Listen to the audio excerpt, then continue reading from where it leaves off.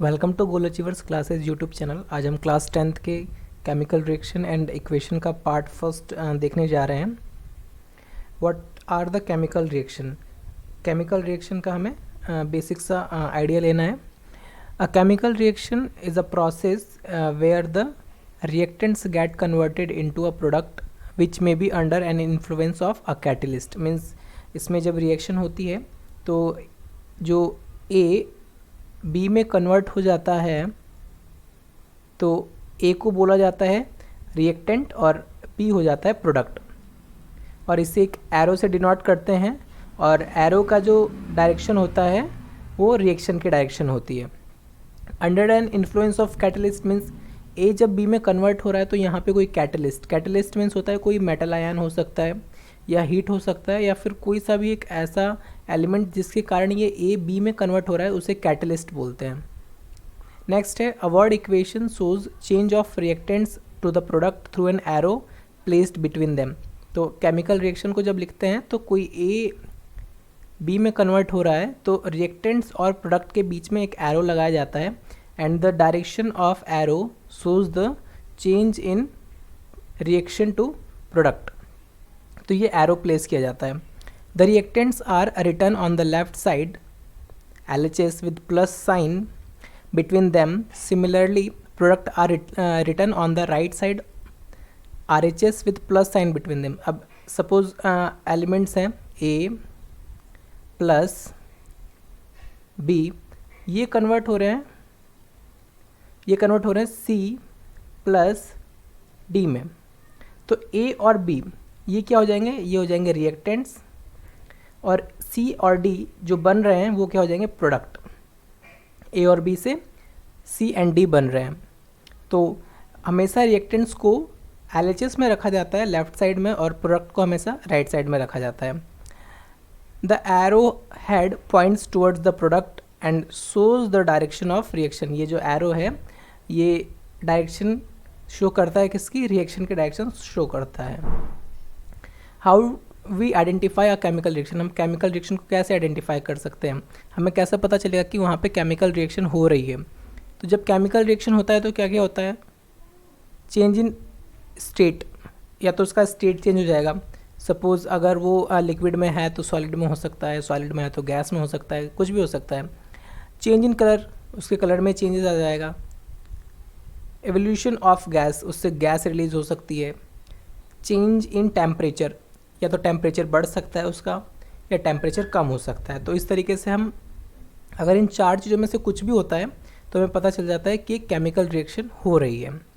According to the law of conservation of mass, अब ये important law है जो कि अक्सर एग्जाम में पूछा जाता है। According to the law of conservation of mass, matter can neither be created nor be destroyed in a chemical reaction. कोई भी एक मैटर है अगर उसमें केमिकल रिएक्शन हो रही है तो उसका जो मास है वो before the reaction and after the reaction will be same. Means उसके मास में कोई भी डिफरेंस नहीं होता है। अगर हम सपोज़ कोई कागज़ को बर्न कर रहे हैं, पेपर को बर्न कर रहे हैं, तो क्या होता है, पेपर बर्न करने के बाद एशेज बन जाती है। तो अगर सपोज़ एशेज और पेपर का वेट सेम नहीं होता है, फिर भी क्या होता है, सपोज़ अगर हम 1 kg पेपर बर्न कर रहे हैं और एशेज हमें कम मिलता है, सपोज़ हमें 500 ग्राम एशेज मिलता है, तो जो 500 ग्राम जो उसका वेट लॉस हुआ है वो किस में हो सकता है, वो हो सकता है उसका हीट बन गया हो, या फिर हो सकता है उससे जो गैस रिलीज़ हुई हो CO2 उसमें चला गया हो। तो ऐसे करके अगर हम टोटल सम देखेंगे प्रोडक्ट का तो वो भी क्या होगा, वो भी 1 kg ही मिलेगा। तो इस तरीके से ये एक बहुत ही इम्पोर्टेंट लॉ है, लॉ ऑफ कंजर्वेशन ऑफ मास। तो ये याद रखने वाली बात है। राइटिंग अ केमिकल रिएक्शन, एक केमिकल रिएक्शन को कैसे लिखा जाता है। A chemical equation represents a chemical reaction means अगर कोई इक्वेशन लिखी हुई है तो वो एक रिएक्शन को दर्शाती है कि हाँ कुछ रिएक्शन हुआ है। If you recall formula of magnesium oxygen and magnesium oxide, तो यहाँ पे इन दोनों के बीच में जो रिएक्शन होता है तो क्या बनता है, ये Mg यानी मैग्नीशियम है और O2 यानी ऑक्सीजन है, इन दोनों से मिलके क्या बन जाता है, मैग्नीशियम ऑक्साइड। तो इस तरीके से हम बोल सकते हैं कि ये जो इक्वेशन लिखी हुई है ये एक केमिकल रिएक्शन को बता रही है।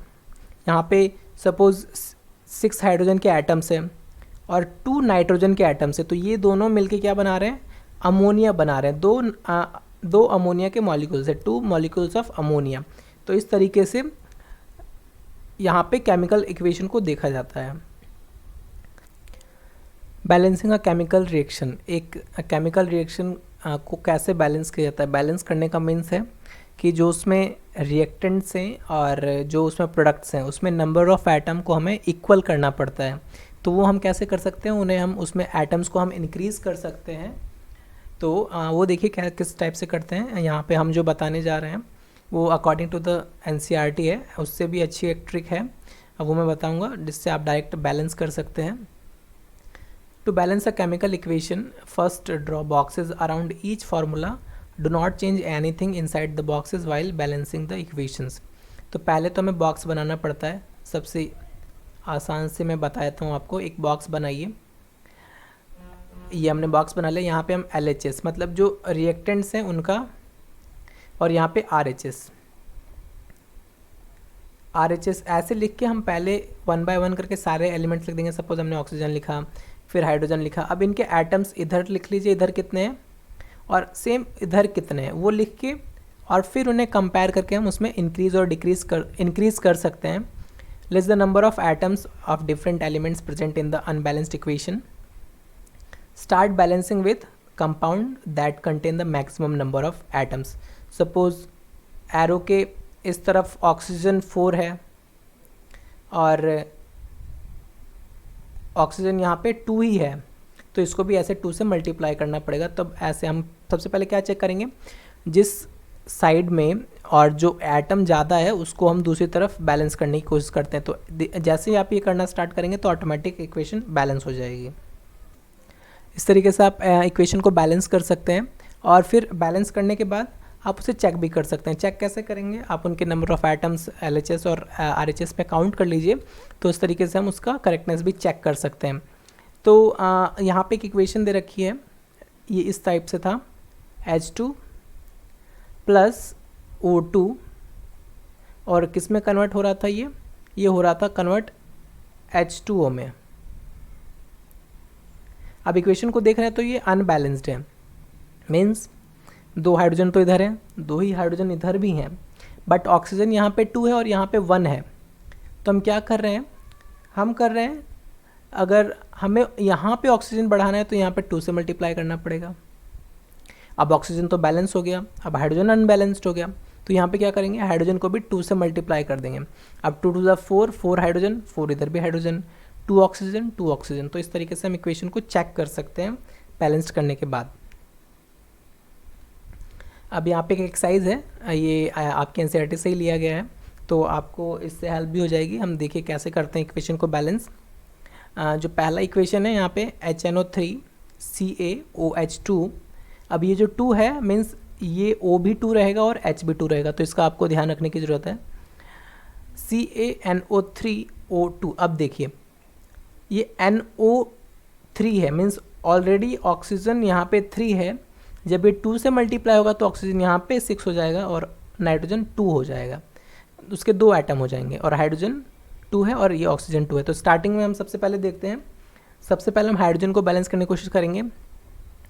यहाँ पे हाइड्रोजन 2 है, यहाँ पे हाइड्रोजन 2 नहीं है, तो हम इसे क्या करेंगे, इसे कर देंगे हम 2, और हाइड्रोजन यहाँ पर भी है, तो इधर तो 2 और 1 3 है और यहाँ पे ओनली 2 है, तो यहाँ पे अगर हम इसे 2 कर देंगे तो 2 हाइड्रोजन इधर, 2 हाइड्रोजन इधर 4 हो गए, बट यहाँ पे 2 ही है, तो इसे हम क्या कर देंगे, 2 से मल्टीप्लाई कर देंगे, तो हाइड्रोजन बैलेंस हो गया। अब बाकी सब और चेक कर लेते हैं।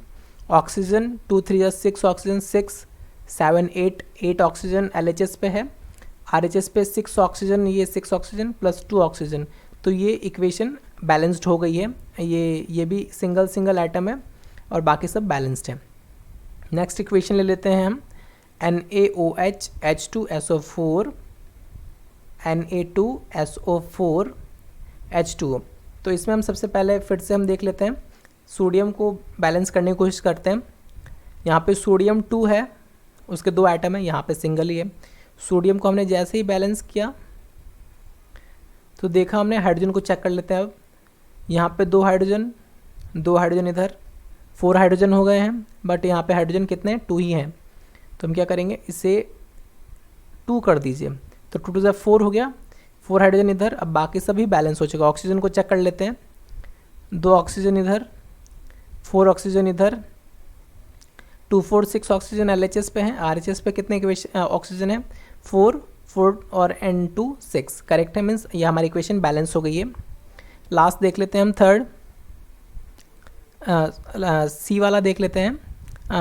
NaCl AgNO3 AgCl NaNO3, ये ऑलरेडी बैलेंस्ड है क्योंकि इसमें सोडियम भी सिंगल है, सोडियम इधर भी सिंगल है, सिल्वर इधर सिंगल है, सिल्वर इधर भी सिंगल है, क्लोरीन ऑलरेडी ये बैलेंस्ड इक्वेशन है। नेक्स्ट चेक कर लेते हैं हम, BaCl2 H2SO4 BaSO4 HCl। तो यहाँ पे क्लोरीन के 2 एटम हैं, यहाँ पे सिंगल ही है, इसको जस्ट बैलेंस कर दो। अब ये 2 क्लोरीन हो गया। एक बार हाइड्रोजन चेक कर लेते हैं, इस तरफ 2 हाइड्रोजन इधर, बाकी सभी बैलेंस हो गया है। ये बेरिलियम 1 है सिंगल, इधर भी बेरिलियम सिंगल है। तो इस तरीके से हम इक्वेशन को बैलेंस कर सकते हैं। इसकी जितनी प्रैक्टिस करेंगे उतना ही अच्छा रहेगा। तो होप आपको ये वीडियो समझ में आई होगी। अभी हम इसका सेकंड पार्ट भी डालने वाले हैं जिसमें आप टाइप्स ऑफ रिएक्शंस देख सकते हैं। आप सेकंड वीडियो देखिए, तो उसमें सभी टाइप्स के रिएक्शंस एंड कॉरिजन को समझाया गया है, तो उससे आपको पूरा चैप्टर कवर करने में हेल्प मिलेगी। Thank you for watching this video. आप हमारे चैनल को सब्सक्राइब करें और बेल आइकन को दबाएं, जिससे आने वाली सारी वीडियोज़ और अपडेट्स आपको मिलते रहें। हम आने वाले दिनों में maths and science class 10th के चैप्टर्स को एक एक करके ब्रीफली उनके ऊपर वीडियो बनाएंगे, जिससे आपको चैप्टर्स को कवर करने में हेल्प मिलेगी और आप इनके साथ साथ ही CBSE के एग्ज़ाम्स के क्वेश्चंस के लिए प्रिपेयर कर सकते हैं। तो आपको एग्ज़ाम्स में भी हेल्प मिलने वाली है। तो हमारे चैनल को सब्सक्राइब करें और वीडियो को शेयर करना ना भूलें। Thank you.